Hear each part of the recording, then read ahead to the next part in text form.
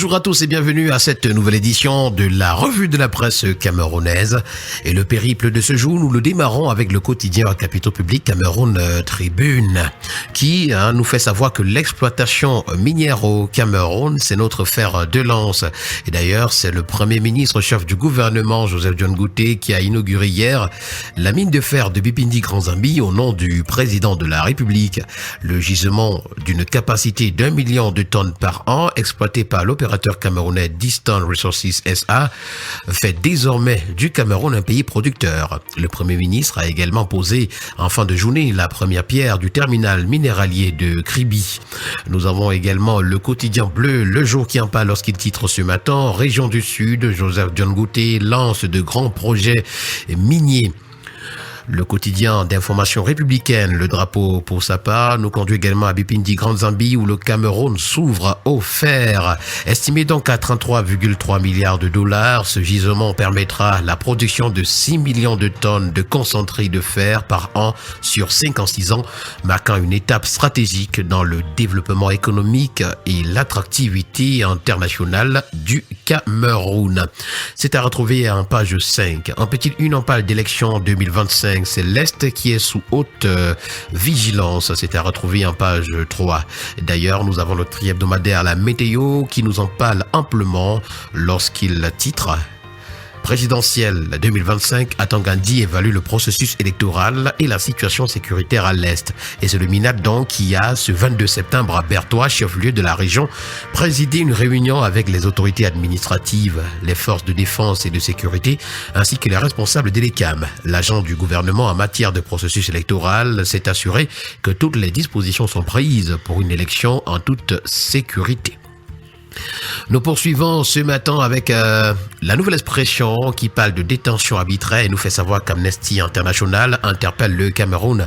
Les autorités camerounaises doivent immédiatement libérer les 36 sympathisants de l'opposition détenus arbitrairement depuis 5 ans pour avoir exercé leur droit de réunion pacifique et mettre fin aux détentions arbitraires dans le pays, a déclaré donc Amnesty International à l'occasion du 5e anniversaire de leur arrestation. C'est une information ce matin à retrouver à la page 11.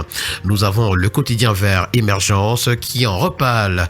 Marche blanche de 2020, c'est 36 personnes toujours derrière les barreaux. Voilà 5 ans que ces militants du MRC sont sous les verrous. Amnesty International réclame leur libération. C'est à retrouver ce matin à la page 5. Nous continuons ce jour avec la présidentielle et surtout le penalty du changement. C'est Issa Tiroma qui s'avance vers le tir. Nous renseigne ce matin le quotidien Mutation. Le candidat du FSNC au décompte de ses soutiens d'influence déclarés semble tenir le bon bout pour reprendre l'exercice proclamé manqué par Maurice Kamto en 2018. Miraculeusement, absous de ses péchés, son avantage comparatif tient surtout de ce qu'il dit être prêt à défendre coûte que vaille le choix du peuple. Mutation nous en parle amplement ce matin à la page 7. Le journal L'économie, d'ailleurs le premier quotidien économique de la zone CEMAC, s'intéresse à la route Babadou-Bamenda et nous présente ce que la mise en service va apporter sur le plan économique. L'infrastructure qui sert de passerelle entre le Cameroun et le Nigeria devrait permettre donc aux deux pays voisins de renforcer leurs liens commerciaux. C'est à retrouver ce matin à la page 3 du journal. Ce jour, on parle également du processus de recrutement des jeunes gendarmes et soldats en cours dans les forces de défense à la grande une du quotidien L'Info à chaud. 1312, c'est le nombre de faux diplômes déjà répertoriés. C'est à retrouver à la page 4.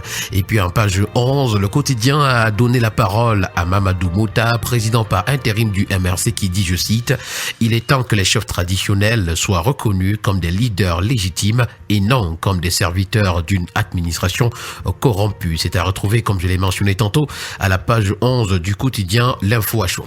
Parlons de santé ce matin avec My Hospital qui fait pour nous une incursion à l'hôpital régional de Bafoussam. C'est une renaissance en marche malgré les défis dans cette formation hospitalière. Et d'ailleurs, cette formation, pilier du système de santé à l'Ouest, n'a jamais cessé de porter les stigmates du temps. Mais depuis quelques mois, l'institution vit une véritable métamorphose sous la houlette de son directeur.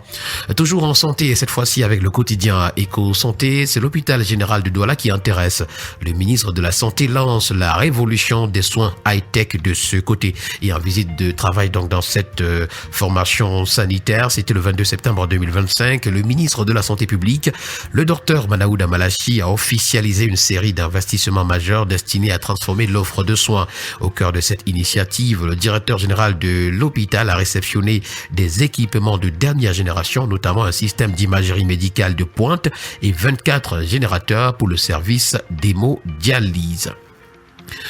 Nous poursuivons notre périple de ce matin en politique et c'est le bi-hebdomadaire Le Point qui nous présente les hommes du président pour l'élection présidentielle du 12 octobre 2025 dans les rangs du RDPC et de tous les horizons. Ces fidèles mouilleront donc par loyauté républicaine le maillot pour la réélection de leur champion.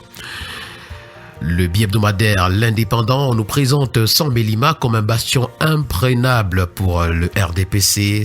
Le journal Innovation, pour sa part, s'agissant de cette présidentielle 2025 et de la campagne du RDPC, nous fait savoir que le maillot Bagno cotise seulement 17 millions de francs CFA pour la campagne de Paul Biya. Et nous terminons ce matin avec le quotidien L'Étudiant qui parle du projet Startup 237. C'est le temps de l'évaluation. Et voilà qui a permis de mettre un terme à cette autre sortie de la revue de la presse camerounaise. Merci à tous et au plaisir de vous retrouver très prochainement pour une nouvelle édition.